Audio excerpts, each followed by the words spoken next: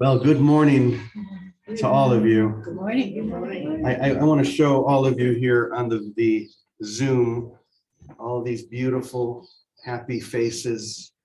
Look at this beautiful community.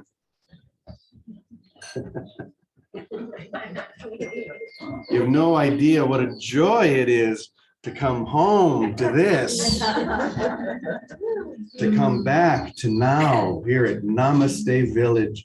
And as we know, Namaste Village isn't a place, it's an experience.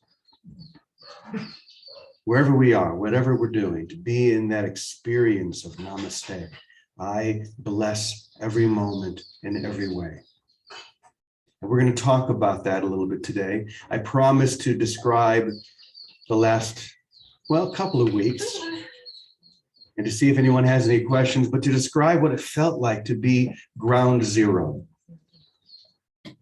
In a place where in the world it seems that our prayers, our intentions, our efforts are so needed, but to go even deeper than that and to know that wherever I am, that's where the real work is being done, wherever I am right now.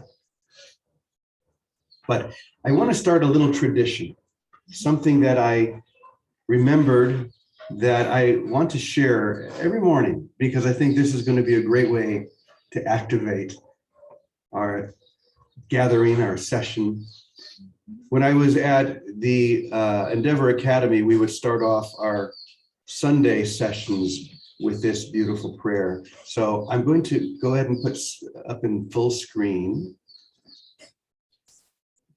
And we're going to share this, but I want you to not just say these words, but to really feel them, because this is the whole thing.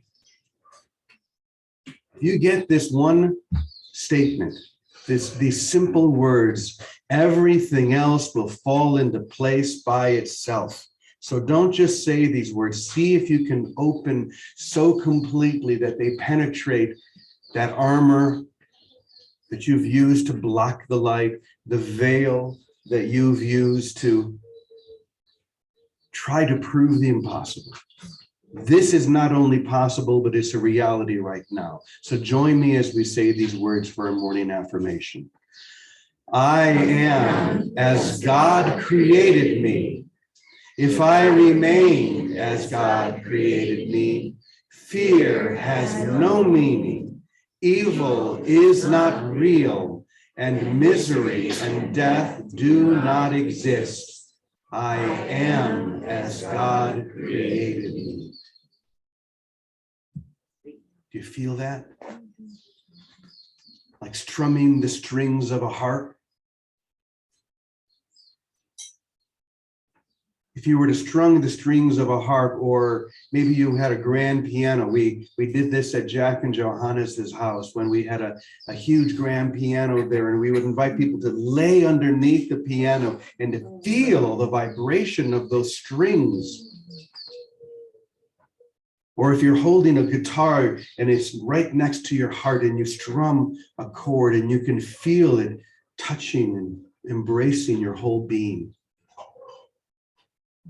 That's what this prayer is for. I am as God created me, to declare the truth and the reality that is always true and real.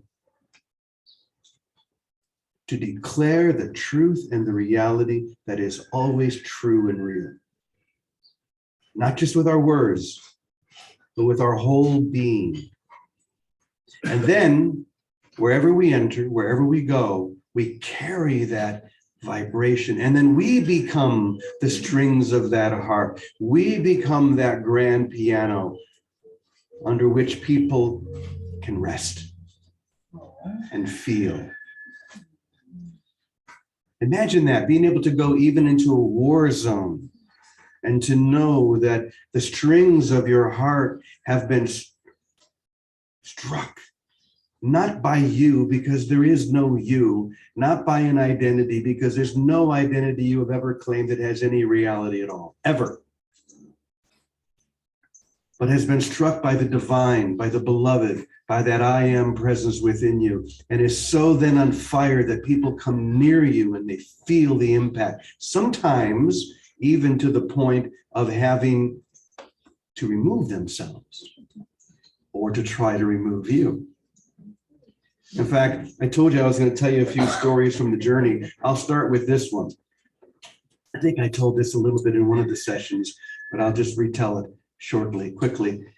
Being in Santa Barbara with my St. Francis Cafe, my little bus that I had outfitted to feed the homeless, to be in my little Franciscan presence, to wear my Franciscan habit, and to be there living with the homeless, getting up, feeding them breakfast, making them coffee in the morning. That felt like it was a call. I felt called to do that. We're going to talk about that in a moment. Don't ask why, just follow the call. And that's what I did. So there I am, feeding people, doing what feels real, until I received word from the Catholic bishop.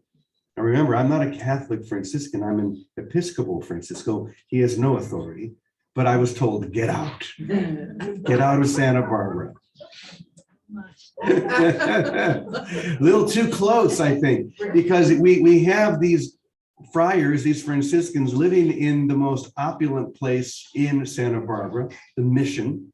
Gorgeous. I love it. I've been there many times.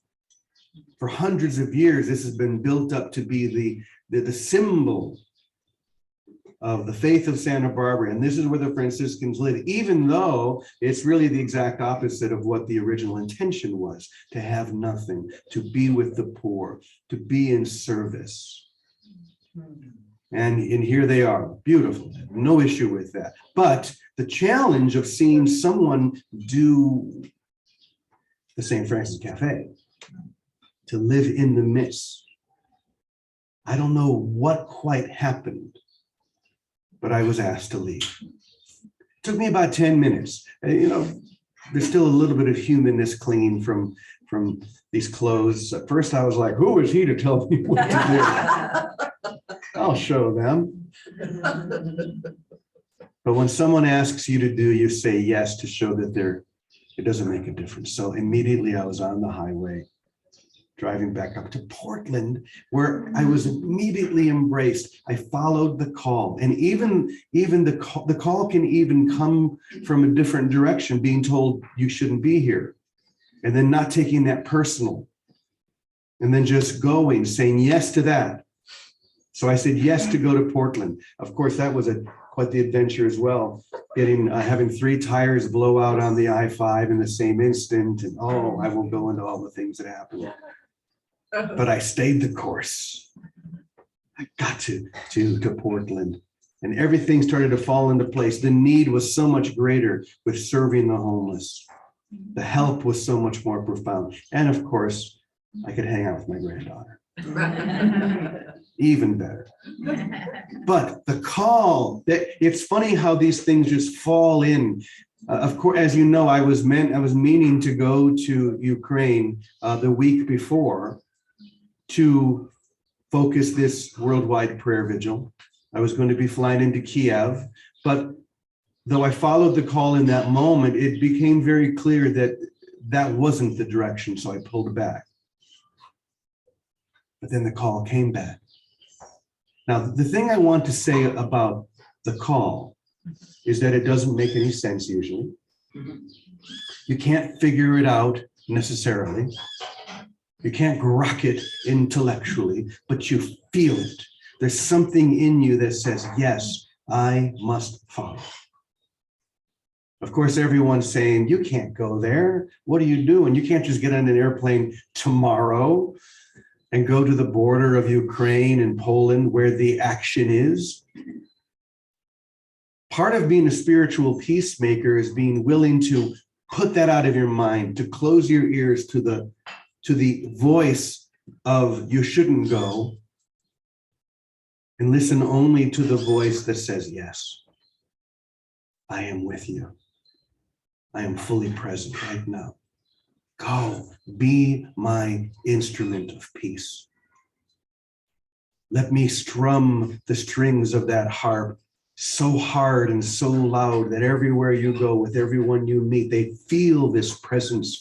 They know the reality. You don't have to know what's going to happen, who's going to show up.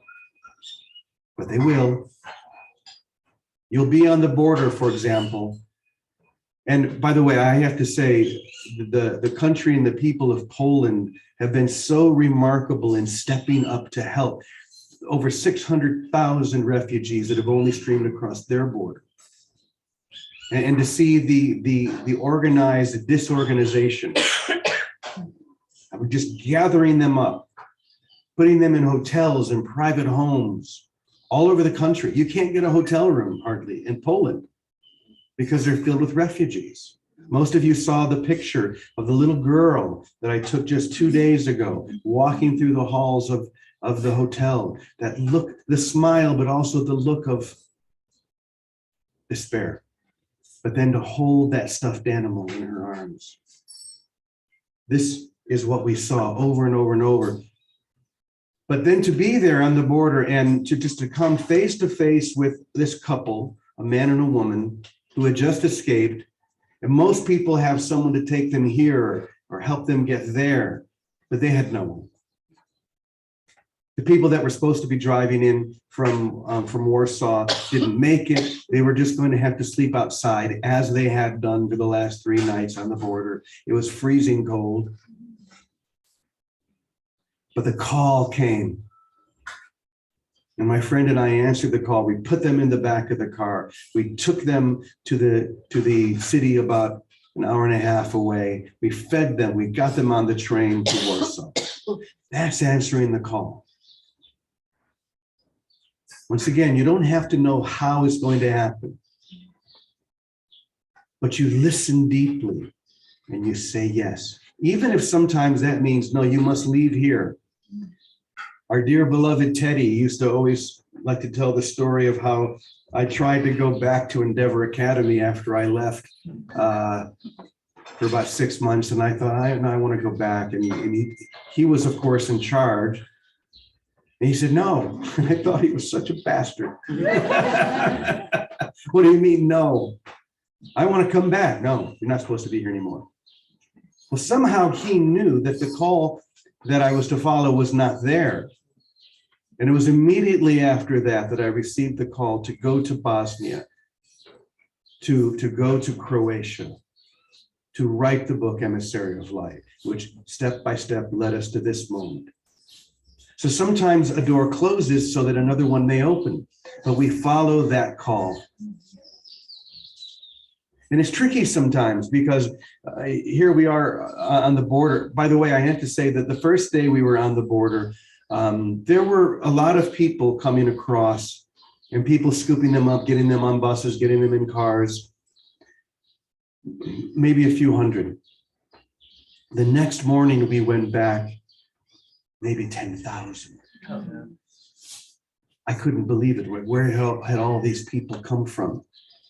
In lines, in groups, sitting around fires. And then there were the other people who followed the call. There was the German man from Germany who decided to put a grand piano in the back of a bus and to drive that all the way to the border of Poland and Ukraine. And then to put that grand piano right at the border so that when they came across, they would hear that music. That was something. And so many other people. The restaurants that talk about pop-up restaurants. You should see a pop-up restaurant on a border of a war zone. The restaurants that came and they just set up their tents and they began to cook vegan food, you name it. I couldn't believe when there was I thought I was back in Ahihik. There's a vegan restaurant. To follow the call. Now the question is, how do we apply that to our own lives here? And the answer is very simple. We listen and we say yes. We hold that frequency. We keep surrendering and asking to be made into instruments so that the strings of our own heart can be not only strung, but sprung. So that wherever we go, whoever we come in contact, they feel the vibration of that holy sound, that sacred music. The strings of your heart are longing to begin to sing, but we can't strum them on our own. It's only when we surrender so completely, when we allow the divine, the beloved, the one to take over. We will always be in the right place. We will always be in front of the right people, saying the right words. We don't have to worry about any of that. All we need to say ultimately is, I am here, only to be truly helpful. I don't know what that's going to look like. But as I return now from that experience, from the border of a war zone, watching thousands of people streaming across, not knowing if they're ever going back, leaving their husbands behind. In most cases, the husbands would escort them to the border and then turn around and go back to fight. That's what we saw. And so the women and the children streaming across the border, having no idea, but then having people hold them and give them stuffed animals and sing to them and feed them. That's what it's like on the border right now. And I feel so blessed to have been able to go there. And then a day later, Auschwitz, Birkenau. To then step back and to remember what happens when we don't say yes, when we don't allow the strings of our heart to be strung and sprung, when we allow evil to go unabated. We're not here to how do I say this? We're not here to resist or to fight evil, but to be the full, holy embodiment of love to the point that evil cannot exist. When we come to the point where we join in that, wholly and completely, and then do what we're called to do. Remember that. That doesn't mean that you're not still called to go, to be, to share, because you probably will, but it will come from the call. It won't come from here. It will call from your willingness to say yes. And of course, being in a place like Auschwitz, to see the horror, how low we can go, reminded me and reminds us all that this is what can happen. And it should motivate us even more. I mean, if you look at what's happening in the world, I don't think we've ever seen a time in which most of the world is so united in a single cause: peace in Ukraine, peace on earth, saying no to the mindless bloodshed and conquering of an entire nation, and to say yes to love. To follow the call that each one of us are receiving now. Someone here at breakfast, unfortunately, she had to leave already. She couldn't even stay for the session. She's been here for a week or so, but at least we had the chance to have breakfast together. And she said, I want to go. I want to go to the border. And I said, you might be called to go, but just listen deeply.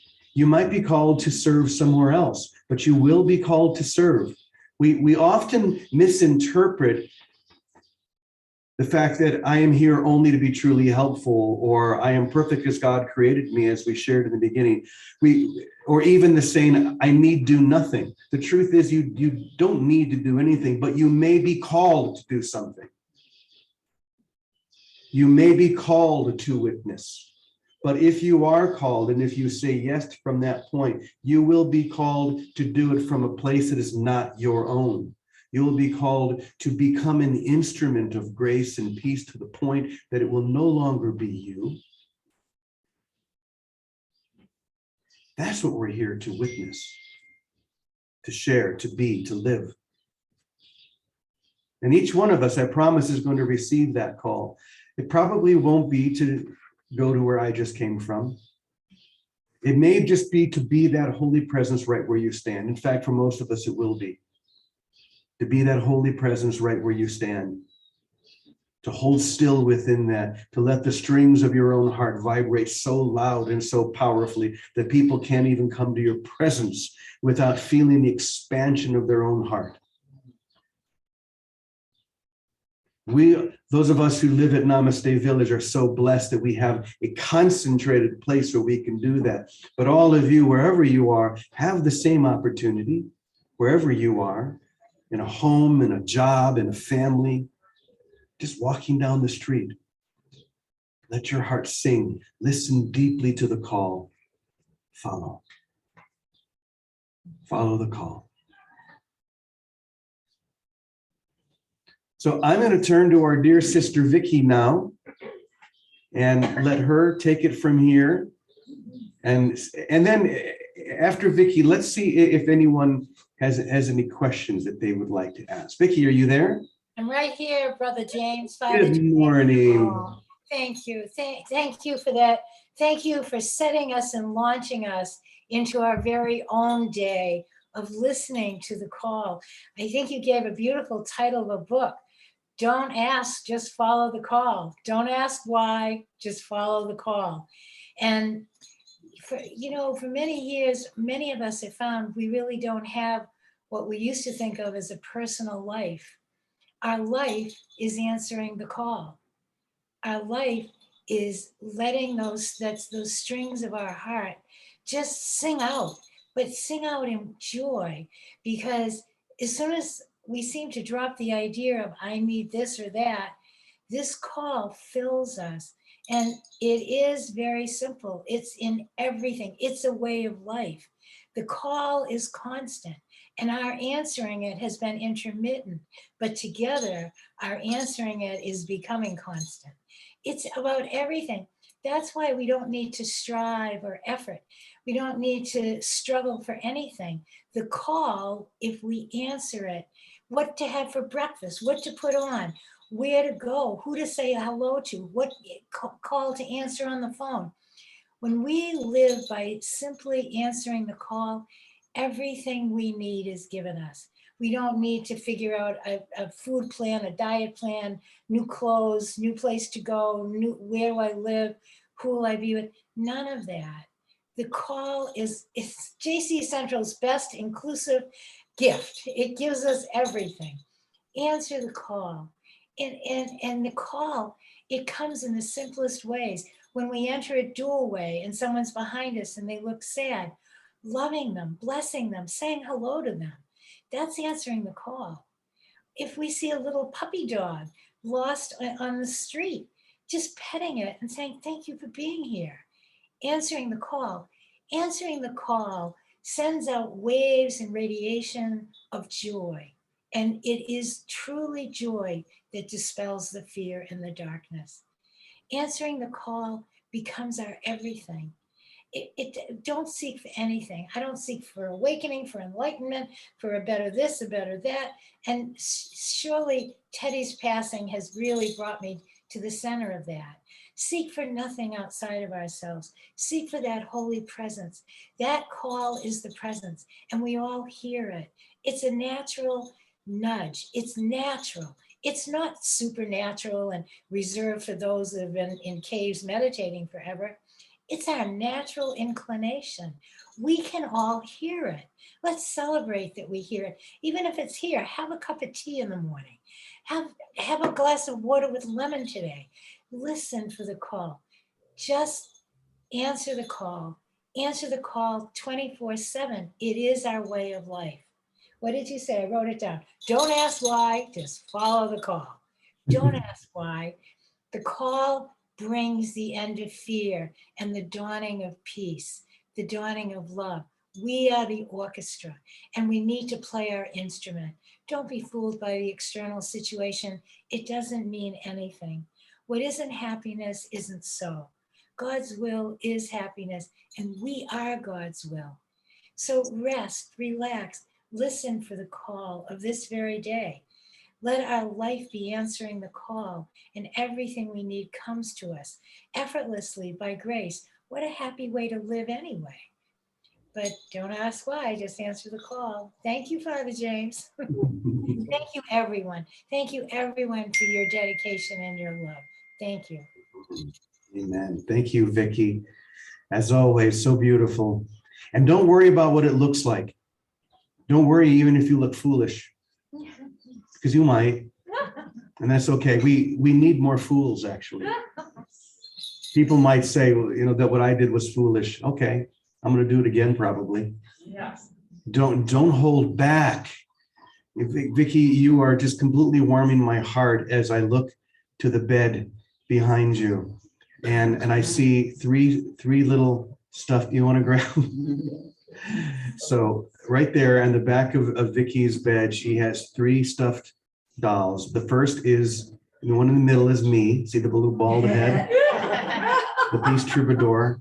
And then Francis and Claire on both sides. Say something, Vicky, so we can see you.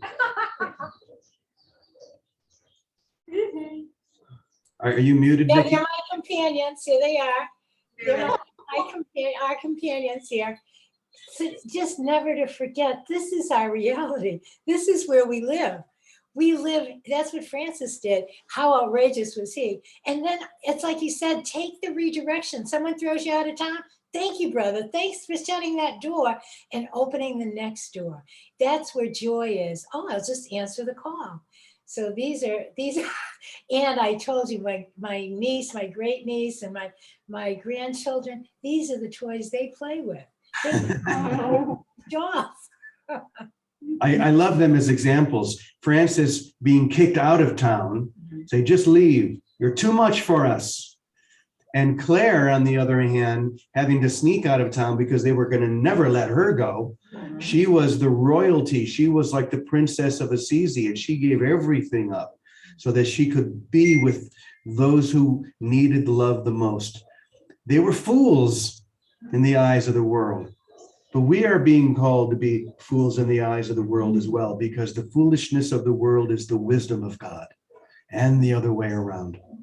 So don't be afraid.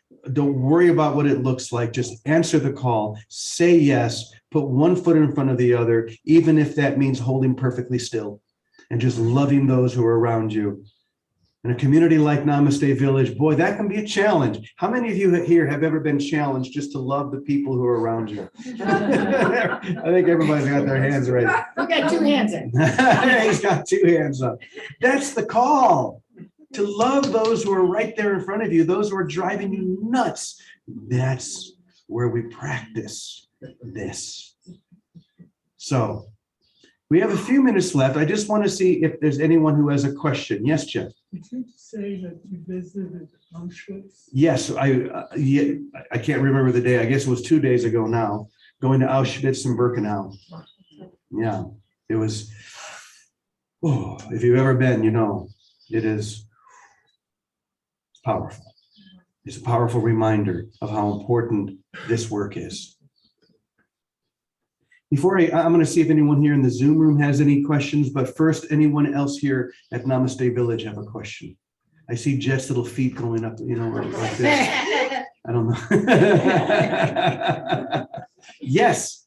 You know how many people you help, more or less? Oh, I couldn't count. In terms of help, you know, there's helping with the small h, and then there's helping with the big H. In terms of helping with the small h, in terms of the people the children that we gave stuffed animals to, the people that we helped feed, the people that we gave rides to, only a small handful. But hopefully the tens of thousands of people around the world who were praying and meditating at the same time, that we were focused together, that was a help to each one of us, which then spreads out like the ripples of a pond to touch so many more. So it's really the help with the capital H. You know, we are all called to help with small h too. H2? Oh. But it's the big H that's important. Yes, A. Well, it seems to me that you have come back with something bigger than when you left in yourself, even though it's not you. Mm. Do you know what I'm referring to? It seems like you've changed a bit. Okay. Can you talk about that a little bit? How it has changed you? If I could talk If there about was how you? it's changed me, it probably would go back to where it was before. Because it's not talkable. Yeah. I feel that. I know what you're I can feel saying. you there is an expansion that takes place when we answer the call. There is, it's like the breastplates get broken apart even more so that the light can shine from the heart even brighter. How do we speak from that? How do we, I don't know, but it's living in the I don't know that allows it. It's living in the I don't know that allows us to expand, to grow, to fly. So thank you. Something feels like it's shifted for me, and now the task is just to keep it going, keep saying yes, stay open, stay in love. Yes. That kind of relates to what was inkling. I'm just imagining, so you're with your granddaughter, With my granddaughter. and then you're at the, And and then I'm then at the you're at the border. border, and can you just talk about how you, because you think about like what the little one's bringing us, and how do you hold that when you're at the border in the midst of suffering? How do I hold the shift between being in Portland with my daughter and granddaughter to them being on the border? Well, of course, when you're on the border and you're seeing thousands of mothers holding their babies, crossing over into an uncertain future, it stirs the heart. It makes you sad. I'm not going to deny it. The interesting thing that I think we all experienced was in the midst of this tragedy, there was such joy. Now, maybe that joy was the fact that so many people were there, opening their homes, feeding them, welcoming them, playing the piano, whatever it may be. There were so many people who were there to help with that shift. And I don't know if it was like that in every border, but it certainly was in the border where we were. And for me, just leaving my daughter and granddaughter to then be there and to see these, like to see that little girl in the hotel. That was my granddaughter. She was probably the same age. And to just something as simple as giving her a stuffed animal. I had one stuffed animal left. I stuck it in my backpack. I said, I'm going to be guided as to the right person. Then I see this little girl just wandering the halls. You know, it's little things like that. It's not big stuff usually. It's little things like just saying yes to the moment, giving a stuffed animal to a child, feeding someone. And it's like Jesus, when he said, whoever you were feeding, you were really feeding me. Whoever you gave shelter to, you were giving shelter to me. He wasn't talking as the personalized Jesus. He was talking as the impersonal Christ. Whoever you give, whoever you serve, you are serving. You're serving love itself. You're serving the Christ in these others. And if you can just keep focused there, keep the mind attuned to that frequency, you'll always be put in the right place. Yes. I sang a song at the society, She sang a song at the Society of Lake Chapala. and I said that I was from Namaste village and that you were at the She border. told everybody that I was there. Telling And them what to say. I said there was such joy at the Such border. joy. And so what you were experiencing and telling us about was carried right here to that little. To the larger community. Yes, Yeah. Well, that's what happens, isn't it? It spreads. There's something palpable about this experience that is, I don't know the right word, but it's contagious. Yeah. Talk about a virus. Let this be the virus. Don't worry about that other one. That'll take care of itself. Endemic. Let this be endemic. Endemic. Yeah, let it spread. And it starts with each one of you. I want to go to the Zoom room and see if we can maybe take two questions here. If you do have a question, there's so many people here. I'm just going to ask you to go to the reactions button and then raise your hand so I can see you. So if you have a question, go ahead and raise your hand. Anybody? I don't see anybody raising their hand. I must have answered all your questions.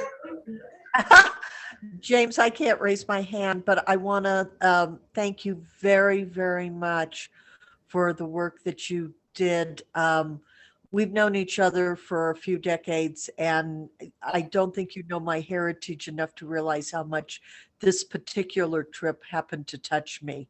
But thank you very, very much. You're welcome, my dear. Thank you. And of course, Alice, we always love when you share. What would you like to share with us, dear? As I said at the beginning, a lot of us, I know a little bit of me was very with you. In fact, I was talking to you in my mind and my heart a lot. I wanted to share about the calling, the call. I think this is an incredibly important presence. You know, the call of the Holy Spirit, the call of God, that voice within us that's always there. And I had that calling in 1994 to go to Bosnia in the middle of the war through Heart to Peace. And that changed my life, completely changed my life. And one of the things that I wanted to share about that was it brought out, I witnessed the best of humanity, the very, very best of humanity, and the simplest. It brings out the simple best of humanity. And I'll never forget many, many stories, but I just want to share one because it's relevant at the moment. We were in Sarajevo and standing next to a grave, and the mother of the son that was in the grave said something to us all, us women, that was the group through Heart to Peace. She said, "What is civilization? It's not a new car. It's not a new coat. It is a mother that has lost her son, but will never again teach her children to hate, seek revenge, or kill. What is civilization?" And that moment that she shared this with the interpreter, it was like it was that truth moment. That truth moment that we know is like an arrow that goes straight into our heart and stays there in a beautiful way. So I honor you deeply, deeply, deeply, Father James, for going there for all of us. And I really felt you. God bless you. As you're saying that, the feral cats on the roofs are going crazy. I don't know what's going on, but it must mean something. Thank you, Alice. That was beautiful. The holiest place on earth is where an ancient hatred has become a present love. That quote kept going through my mind over and over and over as I was on that journey, especially at Auschwitz, where an ancient hatred has become a present love. And that's happening right here, right now, through and as each one of us. We are being called. Answer that call. Say yes. I'm hearing this commotion of, it's like a little war going on over here with the cats and of course our dogs, which go crazy. But that's you know, it happens. It may be in your home, it may be in your work today. Something's going to probably happen, which is going to remind you, oh yeah, this is what he was talking about. This is my opportunity right now. Someone's going to piss you off. Someone's going to cut you off. Someone's going to say something. Just come back to this. Come back to this moment and say yes. Thank you, everyone. Oh, I see one more person here. Debbie, hi. Let's do Debbie and then we'll go ahead and close. Oh, good morning, James. Thank you so very much for taking my question. Bless you for your travels. I've actually been to Auschwitz, and it is a very moving experience where you just are, it takes your breath away, for lack of any better word. But what I wanted to ask you with your trip to the border of Poland and Ukraine, I've had a lot of people reach out to me, including my family members, asking me, how can I help the people with direct help? And I don't have an answer for that because I know there's a lot of organizations and sometimes the money does not get to the people in need. And I didn't know if you had a segue or a way to assist in monetary donations or something that those of us can give? You know, Debbie, thank you for asking that. I don't personally have an organization that I want to represent and say, go here, because I think we all need to follow our guidance on that.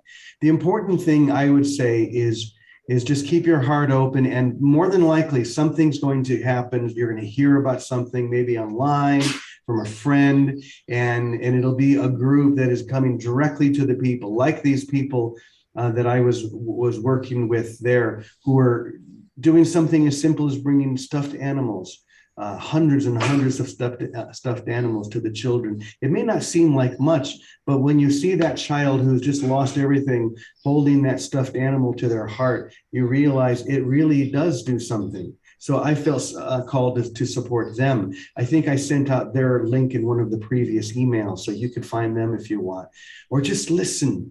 Once again, listen to the call, and you're going to be called to do something, to represent this energy, and just say yes when it comes. You'll know, just like I knew when I felt that inspiration, go to the border of Poland and Ukraine. Next day or the day after, maybe I was on that airplane. Don't hesitate. Don't try and figure it out. Don't let your brain get too involved. That's where it usually gets messed up. Just go, say yes, and let the current take you. It knows where you should go already. Thank you. Okay, Daphne, because it's you, we're going to take one more, because Daphne is just a former loving member of Namaste Village, so we always love when she shares. Go ahead, dear. James, I answered the call. I kept thinking, no, I'm not going to raise my hand. I'm not going to raise my hand. And I felt so called to. What I wanted to say to you and dear Vicky and dear Calico and that beautiful community is meeting here every day and hearing to do the call for love coming answer the call for love. It's really working for me. It's not easy. I have to, could you turn that down, please? Thank you. I have to remind myself, 1,000 times a day to go back to love. But because of these meetings that Paul and I attend every day, I'm in such a different spot than I would be, and that's the love that you're sharing and bringing and helping us all to share in this world, and it's working. It's I can't find words for it, but I want you to know on that heart level that receiving what you're sending. So thank you. Blessings so much to this community and to you, dear James Francis, brother James. Thank you, dear sister. Father James. We're looking forward to the two of you coming back one day soon. I know you're roaming all over in your RV, and thank you. And I'm so glad you said that, Daphne, because it reminds us that we are all called now to follow that call in whatever way it presents itself. And one of the ways may be just coming and joining here in the morning. We do this gathering Monday through Friday at 10 a.m. Eastern, and then we have our Unity service at noon. Please join us for that. Just having a community where we can join, even if it's on Zoom, it means so much. It does shift things dramatically. So thanks for reminding me to say that. And we love you so much. We love you here at Namaste Village, and everywhere you go, you are so loved. Thank you for answering the call. Now we're going to do our final prayer together. You can choose to stand if you want. This is our prayer of protection, and we extend this prayer now to all of those who are crossing the border from Ukraine. Here we go. The light of God surrounds us. I am the light of God. The love of God enfolds us. I am the love of God. The power of God protects us. I am the power of God. The presence of God watches over us. I am the presence of God. Wherever we are, God is, and all is well. Amen. Amen. Have a beautiful day, everyone. We'll see you tomorrow. Happy Tuesday.